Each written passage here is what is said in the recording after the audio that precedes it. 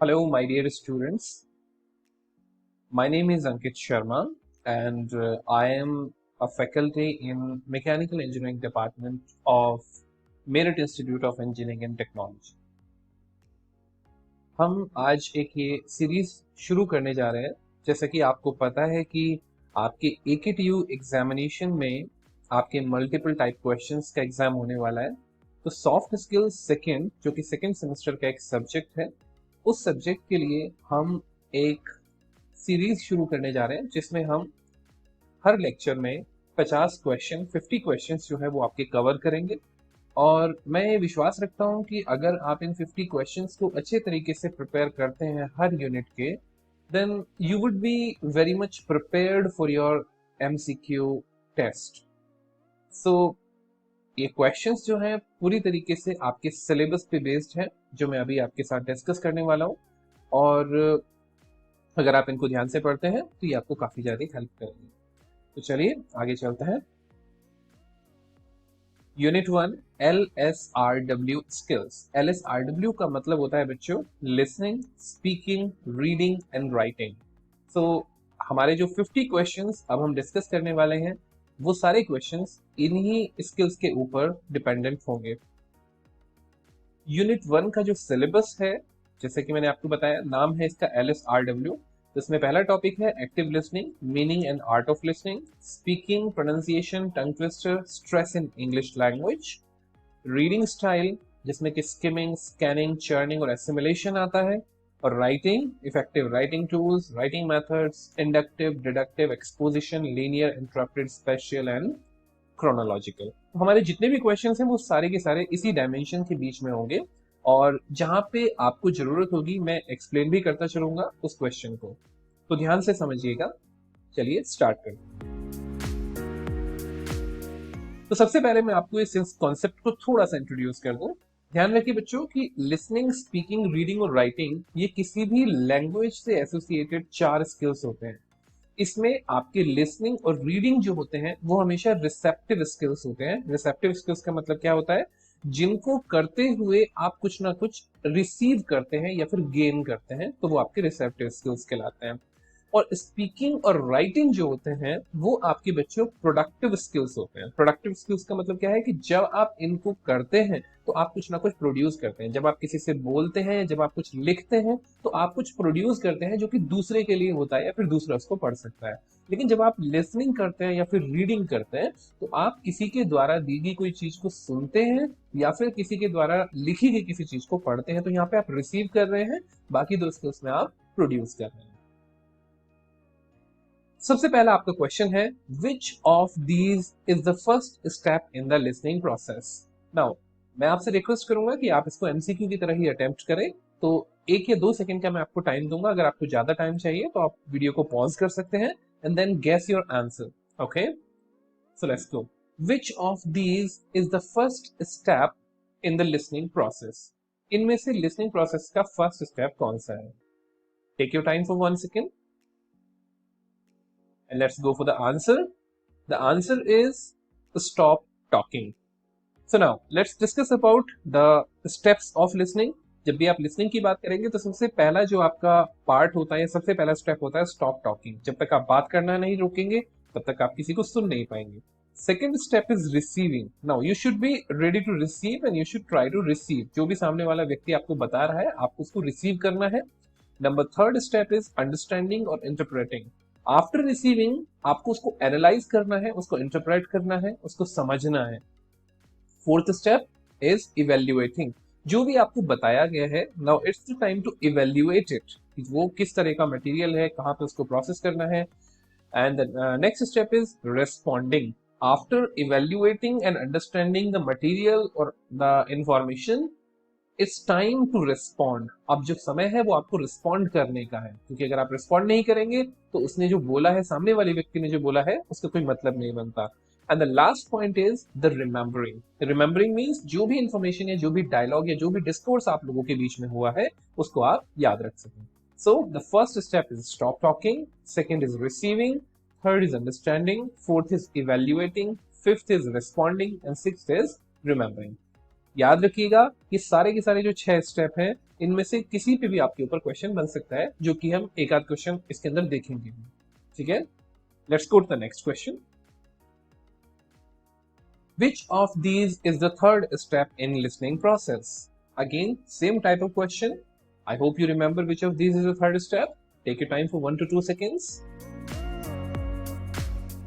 And here is the answer, interpreting. Once again, you can see that the third step is understanding or interpreting. Next question. Which of these is not a type of listening?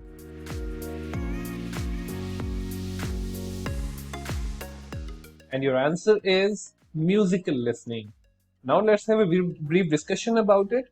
If you talk about types of listening, there are 8 types of listening in general. Superficial listening, appreciative, focused listening, evaluative listening, attentive listening, empathetic listening, critical listening, and comprehensive listening. So these are the 8 points, or these are the 8 types of listening. Musical listening is not any type of listening. Let's go to the next point or next question. In which of these types of listening does the listener feel grateful? ऐसी कौन सी listening है इनमें से, इनसे कौन सी type की ऐसी listening है जिसमें आपका जो सुनने वाला है वो ग्रेटफुल महसूस करता है?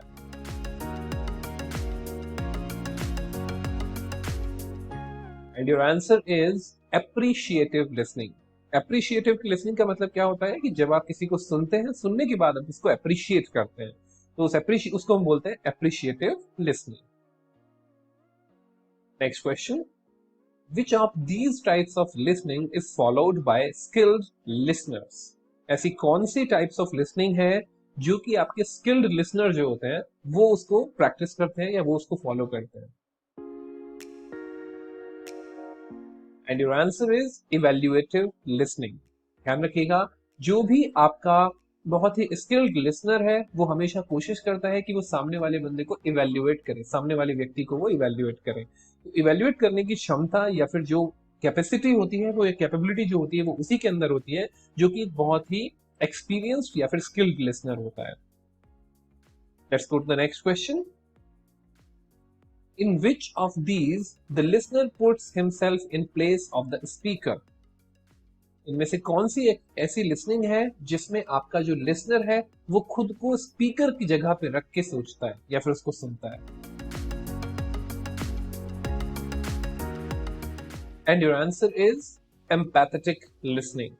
ऑलवेज रिमेंबर, एम्पैथी का मतलब होता है to put yourself into the shoes of other. It means like जब आप अपने आप को दूसरे की जगह रख के सोचते हैं वो कहलाता है एम्पैथी. सो एम्पैथेटिक लिसनिंग का मतलब है कि जब आप किसी को सुन रहे हैं तो उसकी फीलिंग्स को भी महसूस कर रहे हैं और आप उसकी जगह पे अपने आप को रखकर तब आप उसको सुन रहे हैं. तो that is called your empathetic listening. Next question. Finding a job advertisement और advert in a local newspaper is.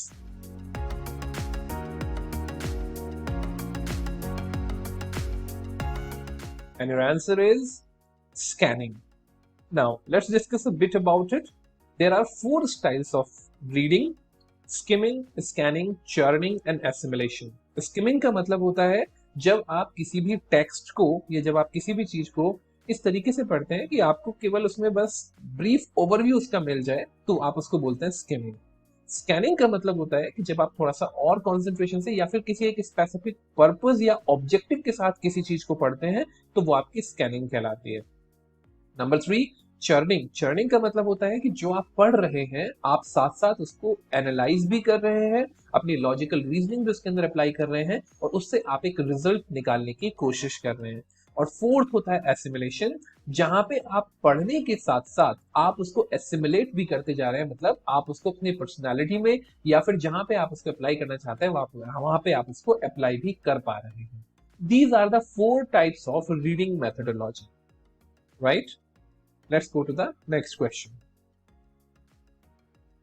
Reading a leaflet handed to you in the street is. And your correct answer is skimming. Why? Because जो leaflet या जो भी कोई promotional material आपको कभी दिया जाता है तो आप उसको बहुत ध्यान से नहीं पढ़ते हैं, आप उसको बहुत एक सिंपल सी स्किमिंग करते हैं, आप देखते हैं कि क्या आपके लिए उसमें कुछ इंपॉर्टेंट है, अगर नहीं है then you simply throw it away, right? So this is a type of skimming. Finding the telephone number in your address book is. Please guess करते रहिएगा. Please try to do the question yourself also before just looking for the answer. And your answer is scanning. जैसा कि मैंने आपको बताया था कि अगर आप किसी एक ऑब्जेक्टिव के साथ, किसी एक गोल के साथ अपने किसी मटेरियल को पढ़ रहे हैं या स्कैन कर रहे हैं तो वो आपका कहलाता है scanning. Learning a subject for an exam is.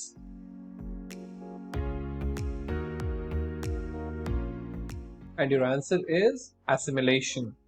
आप किसी सब्जेक्ट को अगर पढ़ रहे हैं तो आप वहां पे स्किम नहीं कर सकते. क्यों? क्योंकि सब्जेक्ट पढ़ना आपके लिए बहुत इंपॉर्टेंट है और आपको उसको एसिमिलेट ही करना पड़ेगा, तब जाके आप उसको एग्जाम में कुछ लिख पाएंगे. एसिमिलेट का मतलब मैंने आपको क्या बताया था कि आप उसे पढ़ भी रहे हैं और आप उसे याद भी कर रहे हैं, अपनी मेमोरी में उसको टैग भी कर रहे हैं और साथ में आप उसको इंप्लीमेंट भी करने की कोशिश करते हैं. वो कहलाता है आपका assimilation.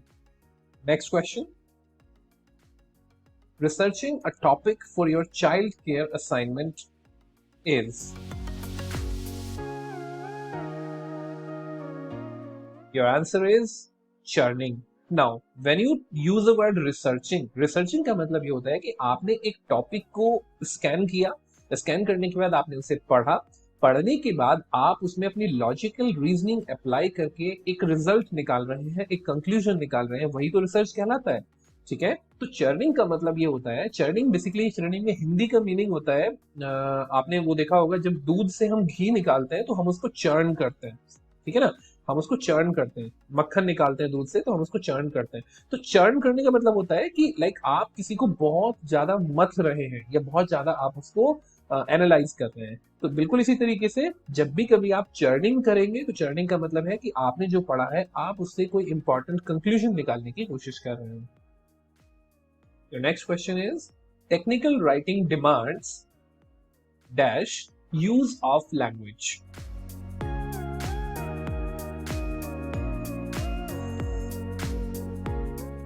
Your answer is factual. देखिए, फिगरेटिव का मतलब होता है जब आप एक सजा सजा के किसी चीज को लिखते हैं. पोएटिक का मतलब आपको पता है, पोएटिक लैंग्वेज थोड़ी सी कॉम्प्लेक्स और थोड़ी सी डिफिकल्ट होती है. फैक्चुअल लैंग्वेज का मतलब होता है फैक्ट बेस्ड लैंग्वेज. और ड्रामेटिक लैंग्वेज का मतलब होता है जैसे कि आपकी ड्रामा में यूज होती है, for example like Julius Caesar. वो जो लैंग्वेज होती है, those languages are absolutely different, a lot many expressions are there, right? So technical writing के अंदर इनमें से कोई भी चीज नहीं होनी चाहिए. इंपॉर्टेंट बात आपको यहाँ पे याद रखनी है कि टेक्निकल कम्युनिकेशन की 3 मेन कैरेक्टरिस्टिक्स होती हैं. Number 1 accuracy. एक्यूरेसी मतलब to the point accurate information होनी चाहिए. Number 2 brevity. जितना ब्रीफ आप लिख सकते हैं, जितना छोटा स्मॉल समरी फॉर्म में आप लिख सकते हैं, उतना स्मॉल लिखिए, उतना ब्रीफ लिखिए. And number 3 is the clarity. Clarity का मतलब क्या है कि इंफॉर्मेशन बिल्कुल क्लियर होनी चाहिए, उसके अंदर कोई भी टेक्निकल जार्गन्स नहीं होने चाहिए या फिर उसके अंदर बहुत ज्यादा डेकोरेटिव या फिगरेटिव लैंग्वेज नहीं होनी चाहिए. सो फैक्चुअल इंफॉर्मेशन और factual use of language is very much required in technical writing. Okay, next question. Which of these must be avoided in technical writing?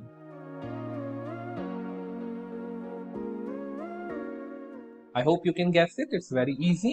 The answer is personal feelings. Technical writing accuracy, brevity और clarity के ऊपर depend करती है. अगर वहां पे आप subjectivity लेके आएंगे या फिर अपनी पर्सनल फीलिंग्स, इमोशंस को लेके आएंगे, then technical writing actually loses its purpose.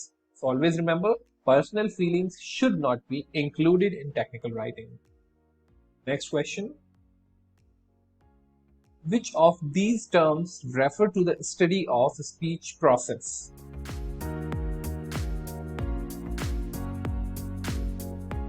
And your correct answer is phonetics. Now, remember this thing that these are the 4 specified terms जो generally आपकी language study में use होती हैं. So you should have a clear understanding of them. Phonology का मतलब होता है the science of sound. Phonology में आप basically अपनी साउंड्स का क्लासिफिकेशन करते हैं, वो साउंड चाहे किसी की भी हो। फोनेटिक्स जो होता है वो कहलाता है आपका the study of human speech process, यानी ह्यूमन के द्वारा जो साउंड प्रोड्यूस की जाती है, ठीक है, जो ओरल साउंड्स होती हैं हम उनको बेसिकली यहाँ पे स्टडी करते हैं। तो phonetic substances are elements of phonetics. Elements of phonetics क्या होते हैं, इसके अंदर बहुत सारी चीजें आती हैं, जैसे कि आपका पिच, आपका इंटोनेशन, आपका pronunciation. So there are so many phonetic substances. Apart from that the fourth one is the semantics. Now, semantics is the study of meaning of words and phrases. जो आपके words और phrases किसी भी language में बनते हैं, उनकी जो study होती है वो आपकी phonetics कहलाती है। तो ये चारों के बीच में एक clear understanding बहुत जरूरी है, क्योंकि इसके ऊपर आपके 4 से 5 questions आसानी से बनाए जा सकते हैं, जिनमें से कोई भी question आपके एग्जाम में appear हो सकता है। So please try to remember these terms. Next question. Complete if a dog chews shoes, whose shoes dash question mark. Now this is a tongue twister which you need to complete.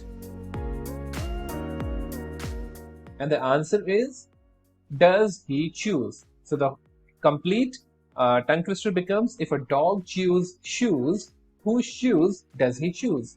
अभी जो tongue twister होते हैं बच्चों, इनके बारे में मैं आपको थोड़ा सा यहाँ पे एक क्लैरिफिकेशन देना चाहूंगा। So let's go to the tongue twister slide.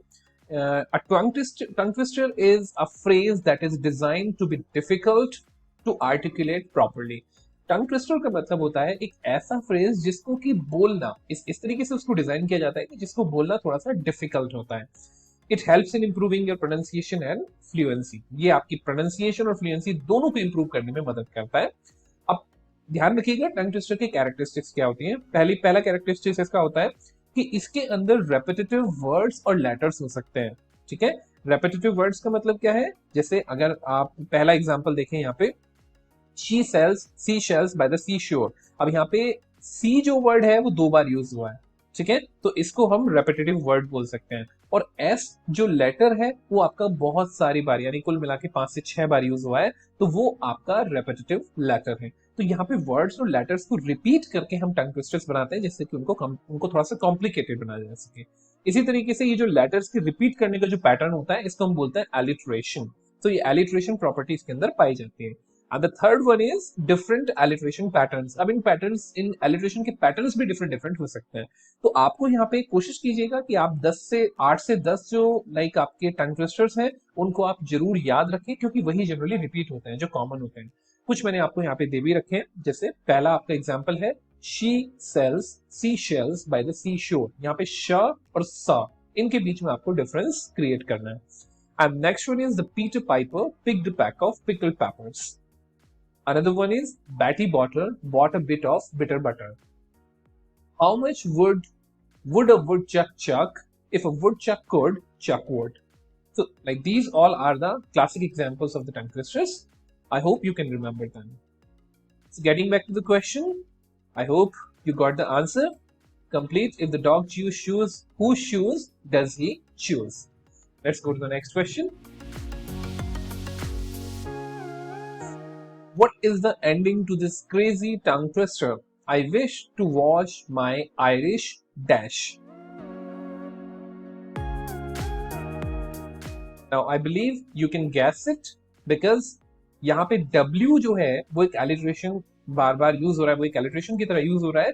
तो your option should have W in the starting, and it is C, which is wristwatch. So I wish to wash my Irish wristwatch. Next question is, what is the ending to this repetitive one?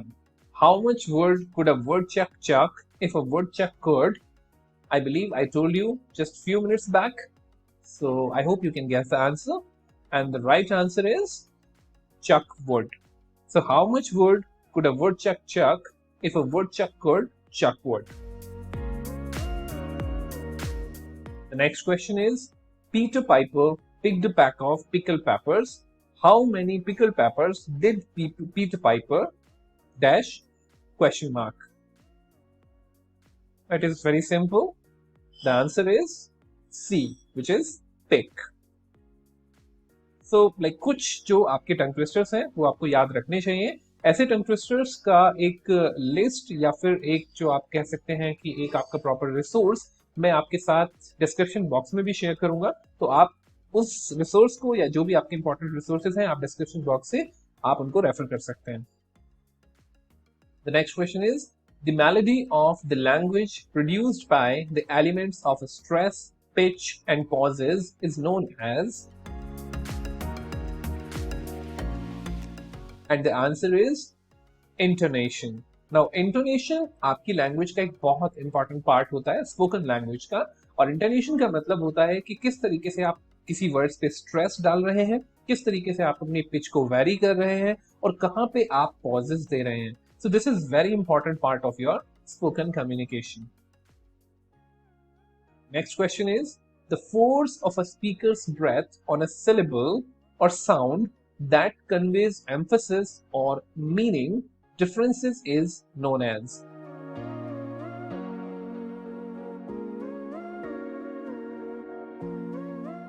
and the answer is stress. हमेशा याद रखिएगा stress का मतलब होता है कि आप कौन से वर्ड के ऊपर ज्यादा प्रेशर डाल रहे हैं, राइट? सो जिस भी वर्ड के ऊपर आप ज्यादा प्रेशर डालते हैं या जिस भी वर्ड को आप ज्यादा जोर लगा के बोलते हैं वही आपका कहलाता है स्ट्रेस। जैसे अगर मैं यहाँ पे इस सेंटेंस को दोबारा से बोलूं, the force on speaker's breath, now speaker's breath पे मैंने स्ट्रेस डाला, the force of a speaker's breath on a syllable, syllable पे मैंने स्ट्रेस डाला तो मैं उसको और प्रेशर के साथ डाल के बोल रहा हूं, तो this is called your stress. Let's have a brief discussion about syllables also. Syllables क्या होते हैं इनके बारे में हम थोड़ा सा एक बार डिस्कशन कर लेते हैं। A unit of pronunciation having one vowel sound with or without surrounding consonants.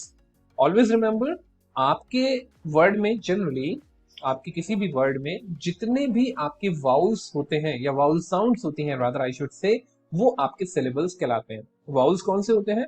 A E I O U, these are the vowel sounds in general. Otherwise इसके अलावा भी आपकी बहुत सारी वाउल साउंड्स होती हैं, ठीक है?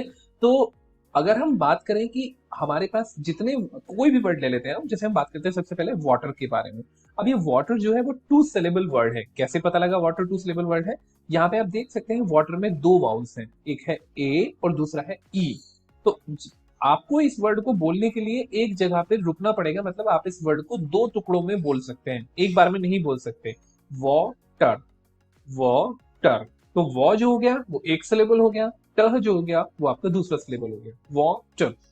इसी तरीके से इनफर्नो, इनफर्नो को जब आप देखेंगे तो ये जो इनफर्नो है इसमें तीन सिलेबल्स आपके हैं, इसके अंदर तीन वाउल्स हैं, आई E and O.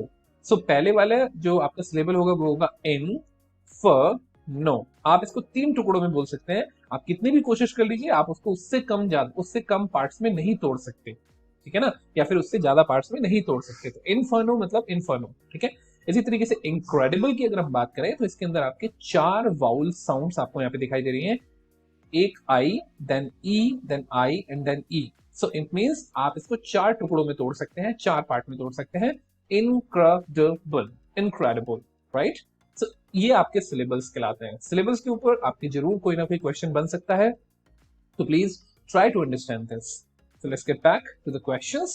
A pause between utterances that is a natural part of a speech and is used for signaling the end of a thought, emphasizing the meaning of previously spoken word, or selecting the exact word to convey the right meaning is.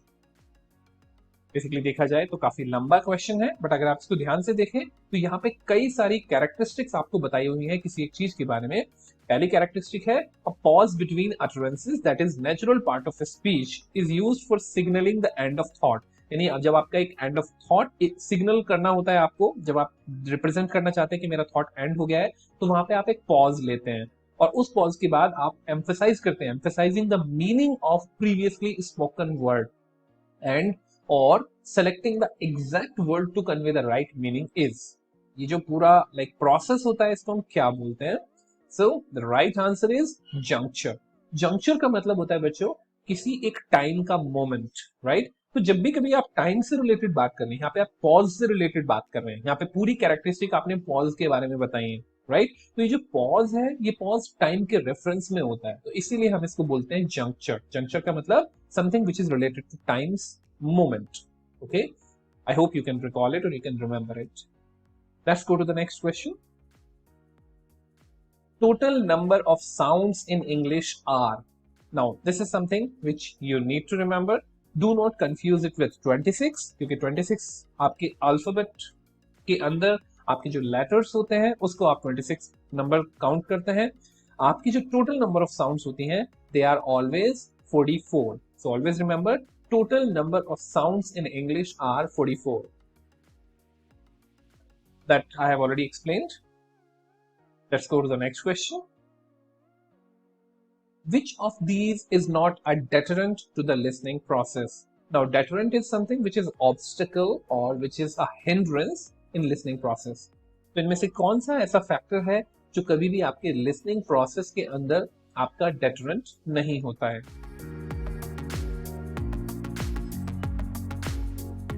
So your answer is confidence.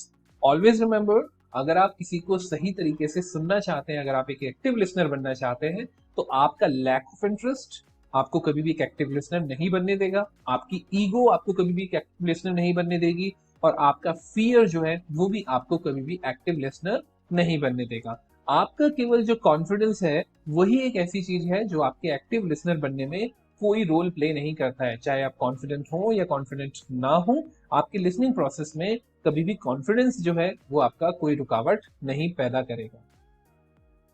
Your next question is, which of the following is the best definition of empathy? I believe मैंने starting में ही आपके साथ ये discuss किया था, so you can answer this question correctly. And your right answer is feeling what someone else is feeling. I told you empathy means to put yourself into the shoes of others. दूसरे के shoes में अपने आप को रख के देखना, मतलब कि आप दूसरे की फीलिंग्स को फील कर पा रहे हैं, तो वो कहलाता है आपका empathy. Getting to the next question. Reading is a dash skill. I believe ये हमने सबसे पहली स्लाइड में ही डिस्कस किया था. So reading is a receptive skill. I told you reading and listening are two receptive skills. Speaking and writing are two productive skills. Listening for pleasure and enjoyment is called dash. जब आप कोई भी चीज अपने सुख के लिए, अपने आनंद के लिए सुनते हैं, तो आप उसको क्या बोलते हैं? And that is called your appreciative learning. आप लोगों ने सुना भी होगा, whenever you want to ask somebody that what type of music you appreciate. Now, appreciating music is something like for enjoying. So, appreciate का मतलब होता है किसी चीज को enjoy करना. तो जब भी कभी आप अपने enjoyment के लिए सुनते हैं, अपने आनंद के लिए, अपने सुख के लिए सुनते हैं, तो वो आपका कहलाता है appreciative learning. जैसे कि गाने सुनना या कोई स्टोरी सुनना, ये सब चीजें. Next question is, banana has dash syllables. Now I told you that how to calculate the syllables. I hope you can easily calculate the syllables in banana. So the right answer is 3. If you don't have any idea or if you don't remember anything, केवल आप इसके अंदर vowels को calculate कीजिए. ये सबसे basic rule होता है. हालांकि कुछ कॉम्प्लिकेटेड वर्ड्स में ये वाउल्स को कैलकुलेट करने वाला जो सिस्टम होता है ये सही नहीं बैठता है, बट आप इसमें केवल वाउल्स को कैलकुलेट कीजिए. यहाँ पे 3 ए हैं, 3A. सो यहाँ पे आपके नंबर ऑफ सिलेबल्स जो होंगे बनाना, बनाना. सो 3 पार्ट में आप इसको बोल रहे हैं, तो इसलिए ये आपका यहाँ पे 3 syllable वर्ड कहलाता है, बनाना. Getting to the next question. Which of these is not an element of the speaking technique? इनमें से कौन सा एलिमेंट ऐसा है जो आपका स्पीकिंग टेक्निक का पार्ट नहीं है? Is very easy question. देख के ही पता लग रहा है, voice quality, word stress and correct tones जो हैं ये हमारे पार्ट है, लेकिन अपीयरेंस जो है वो हमारा पार्ट नहीं है. So the right answer is C. Appearance का जनरली आपकी स्पीकिंग टेक्निक के ऊपर कोई फर्क नहीं पड़ता है. Coming to the next question. Environmental barriers are the same as dash noise.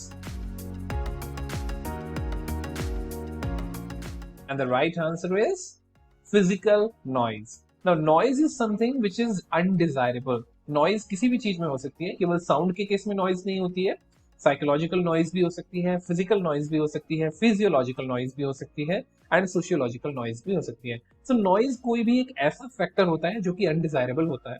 तो अगर हम एनवायरमेंटल बैरियर्स की बात करें, बैरियर्स कौन से होते हैं? बैरियर्स वो होते हैं जो आपकी कम्युनिकेशन में कोई ऑब्स्टिकल या हिंड्रेंस पैदा करते हैं या कोई रेजिस्टेंस पैदा करते हैं। तो फिजिकल बैरियर वो एनवायरमेंटल बैरियर जो है वो फिजिकल नेचर का होता है। एनवायरमेंटल बैरियर का मतलब क्या है? एनवायरमेंटल बैरियर का मतलब है कि आप बहुत ज्यादा गर्मी महसूस कर रहे हैं, तो वहां पे वो आपका एक फिजिकल बैरियर की तरह काम करेगा और आपकी एक्टिव लिसनिंग में एक तरीके से एक हिंड्रेंस या फिर ऑब्स्टिकल पैदा करेगा। ठीक है, तो एनवायरमेंटल बैरियर जो होता है वो आपका फिजिकल इन नेचर होता है। Correct answer is C. Let's go to the next question. Dash is defined as the ability to deliver information with speed, accuracy, and proper expression. I believe you can easily guess it, and the correct answer is fluency. Now, most of us want to be fluent in English. Now, fluency का मतलब क्या होता है?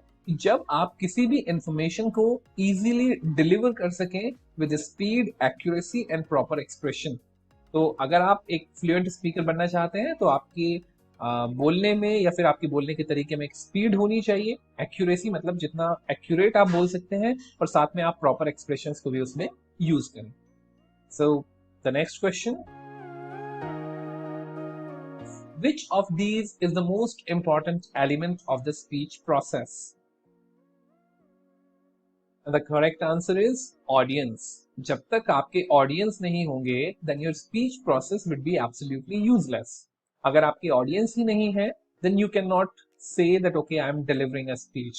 सो audience is the most important element of your speech process. The next question is which of these should be avoided while speaking?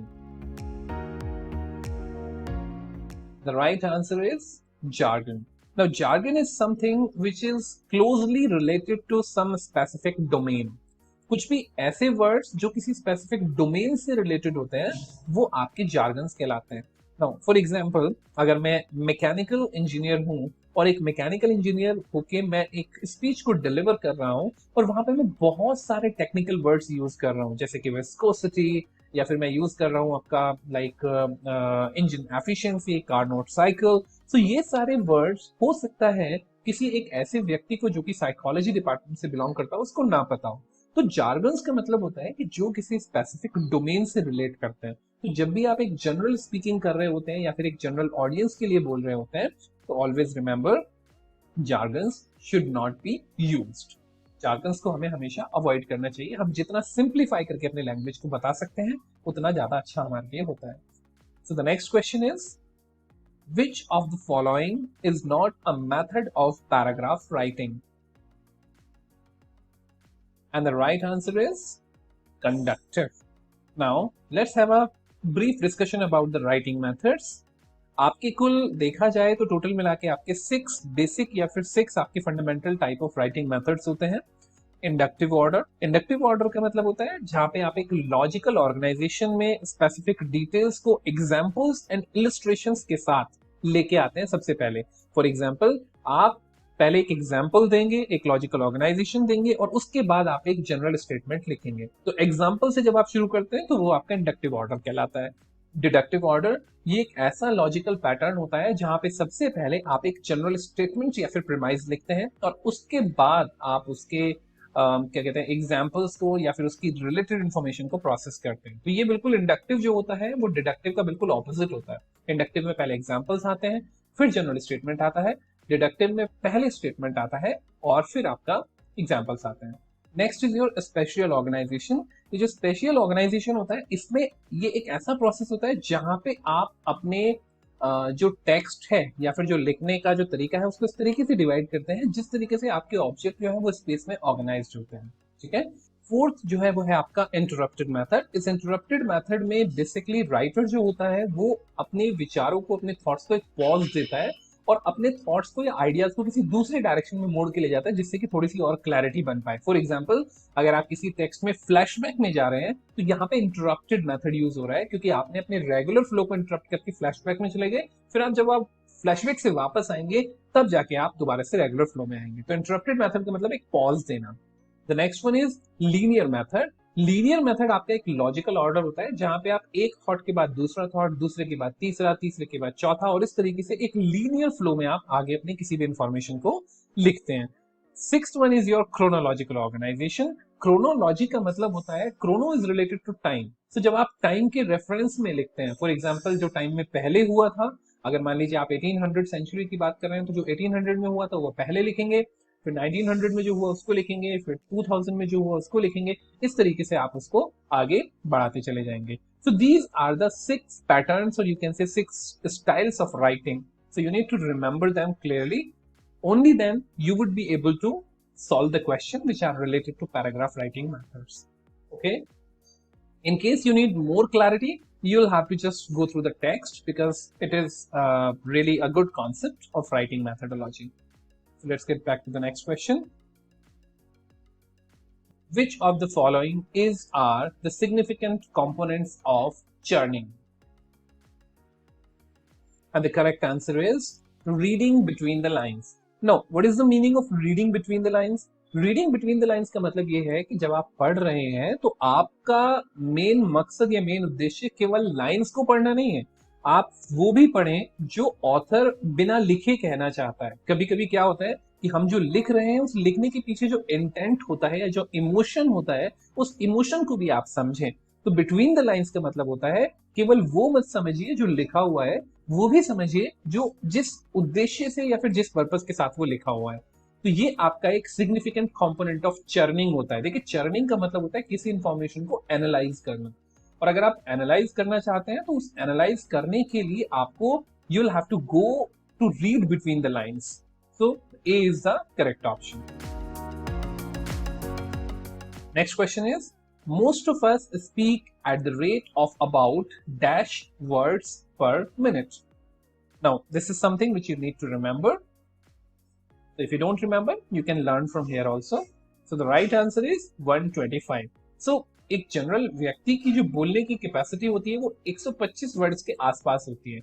So like you can go to 120 to 130, but yes, 125 is the average of that. So you can remember it. The next question is, which of the statement is true? इनमें से कौन सा statement सही है? Listening and hearing are same. Frequent interruptions is an integral part of active listening. Active listening is meant to prepare oneself for disagreement. None of the above. And the right answer is none of the above. इनमें से कोई भी statement सही नहीं है। क्यों? क्योंकि listening और हियरिंग डिफरेंट होते हैं। लिसनिंग का मतलब होता है जब आप किसी इंफॉर्मेशन को समझने के लिए सुनते हैं, और हियरिंग का मतलब होता है you are simply hearing but you are not getting anything. Frequent interruption is integral part of active listening. कभी भी एक एक्टिव लिसनर स्पीकर को बहुत ज्यादा इंटरप्ट नहीं करता है। Yes, interruption is important if something is very much required. अगर आपको कोई चीज समझ में नहीं आती है, interruption should be there, because that shows कि हाँ आप एक एक्टिव लिसनर है। बट अगर आप बार बार उस स्पीकर को इंटरप्ट कर रहे हैं तो वो आपका एक्टिव लिसनिंग का पार्ट नहीं है।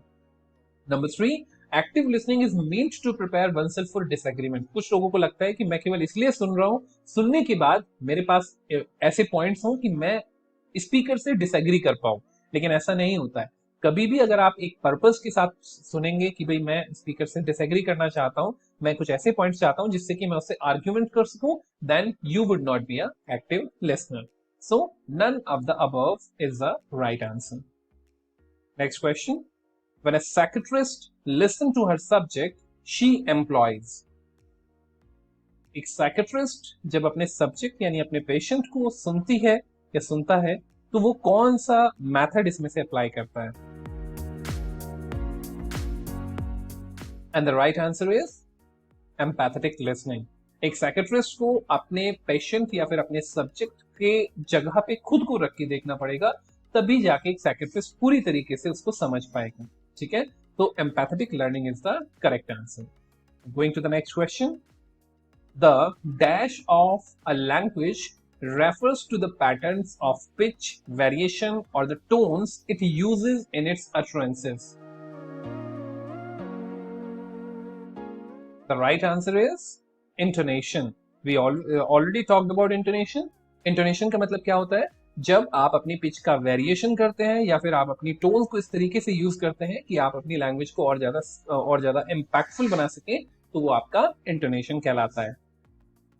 Next question is which of the following does not belong to the class of vocal clues?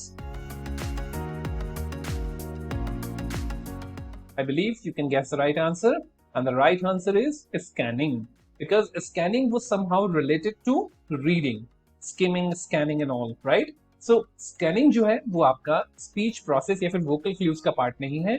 Pitch, articulation and pauses, all these three are the part of your vocal clues. Dash listening means learning through conversation. And the right answer is dialogic. Now dialogic is something like which is related to dialogue. So always remember, जब भी कभी हम dialogue से learn करने की कोशिश करते हैं, conversation का मतलब क्या होता है? When two people are speaking to each other or talking to each other, that is called a dialogue. तो जब भी कभी आप dialogue की term में dialogue से learn करने की कोशिश करते हैं, तो उसको बोला जाता है dialogic learning or dialogic listening. Which type of communication style is considered as the most appropriate style in any given situation? आपका कौन सा communication style ऐसा है जो आपका सबसे appropriate माना जाता है? And the right answer is assertive communication. Now always remember, assertive communication ऐसा communication होता है जहां पे आप इतनी क्लैरिटी और इतनी कन्विक्शन के साथ बोलते हैं कि सामने वाला व्यक्ति वही करे जो आप चाहते हैं. तो assertive का मतलब होता है कि you are speaking with clarity, with a goal in mind, with an objective in mind, and the person in front of you is bound to do what you really want him to do. Okay, so that is called your assertive communication. Coming to the next question. How many syllables are there in intelligent? Now, I believe you can solve this question because I have already told you the method to calculate the syllables. So, the right answer is 4 syllables. If you are not able to do anything, you can simply count number of vowels in it. So, first vowel is I, second is E, third is again I, and fourth is E. So, there are 4 syllables. Intelligent, right? So intelligent. Coming to the next question. Fluency means, I believe this question is somehow related to the previous question which we have already done. So fluency का मतलब क्या होता है? And the right answer is the ability to generate many ideas quickly. Always remember, कुछ लोगों को लगता है कि हम अगर बहुत जल्दी जल्दी बोलते हैं तो वो फ्लुएंसी होती है. That is incorrect. जल्दी बोलना is a different thing, but fluency is entirely different thing. Fluency का मतलब होता है कि जब आप काफी सारे आइडियाज बहुत कम टाइम में बोल सकते हैं या फिर बहुत कम टाइम में प्रोसेस कर सकते हैं या जनरेट कर सकते हैं, वही चीज आपकी फ्लुएंसी कहलाती है. But it doesn't mean that you will have to speak faster. Of course a fluent person will be a little bit faster, लेकिन बहुत ज्यादा फास्ट होने की जरूरत नहीं है, क्योंकि अगर आप बहुत ज्यादा फास्ट हो जाते हैं या बहुत ज्यादा फास्ट बोलते हैं तो सामने वाला व्यक्ति आपको नहीं समझ पाता है. So the fluency means ability to generate many ideas quickly. Next question is which of these should be avoided for effective listening?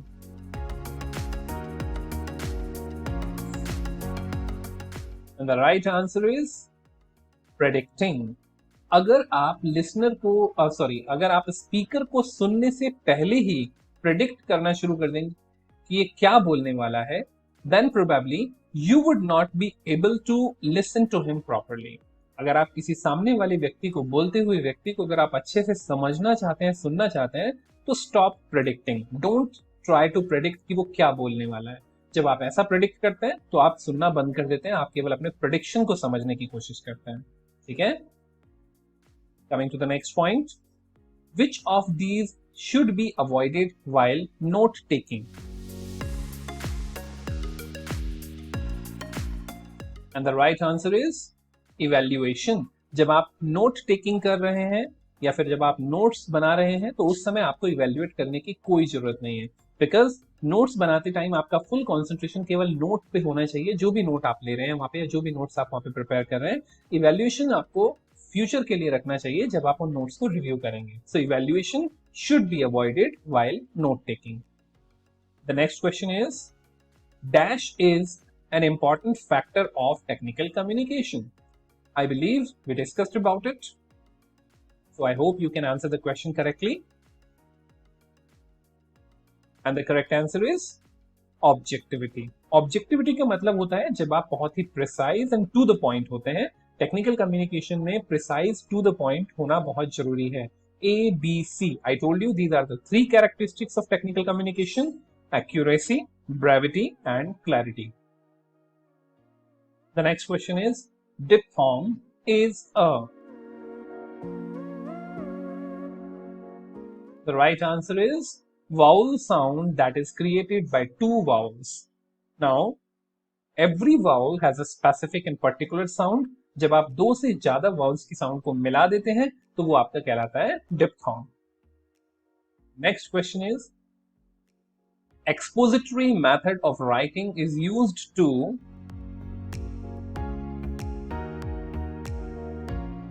And the correct answer is explain a concept. Expository method of writing जो होता है वो आपके किसी भी concept को explain करने के लिए यूज होता है। जैसे अगर आप किसी भी सब्जेक्ट की, टेक्निकल सब्जेक्ट की बुक पढ़ेंगे तो वहां पे आपको जो कॉन्सेप्ट एक्सप्लेन किया जाता है वो आपका एक्सपोजिटरी मेथड ऑफ राइटिंग होता है, right? So that's all for today my dear students.